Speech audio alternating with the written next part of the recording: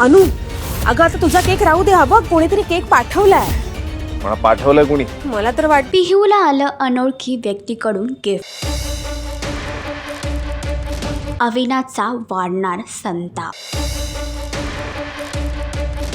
मी संसार माझा रेखीते या मालिकेच्या आगामी भागामध्ये अखेर अनुप्रिया आणि अविनाश या दोघांच्या आयुष्यातून दद्दोबाबा कायमचे निघून गेले आहे आणि घरामध्ये एक सुखद वातावरण पसरलं आहे. यासाठी अनुप्रियाने एक छानसं सरप्राईज म्हणून सगळ्यांसाठी केक बनवला होता. मात्र अचानकपणे कोणतरी अनोळखी व्यक्ती केक देऊन जातं आणि त्या कार्डवरती पिहूचं नाव आहे. ते बघून अविनाशला देखील राग आला आहे. तर यामध्ये सीमाने ठिणगी टाकली आहे. ती सगळ्यांना असं सांगते की हा केक कदाचित पिहूच्या बॉयफ्रेंडने पाठवला असेल. तर पिहूला नक्की कोणत्या अनोळखी व्यक्तीने गिफ्ट पाठवला असेल आणि अविनाशची यावर प्रतिक्रिया नक्की काय असेल हे जाणून घेण्यासाठी मी संसार माझा रेखीते मालिका नक्की पहा आणि असेच अपडेट जाणून घेण्यासाठी तुम्ही आमचं चॅनल डेलीचे करिश्मा लाईक, शेअर आणि सबस्क्राईब नक्कीच करा.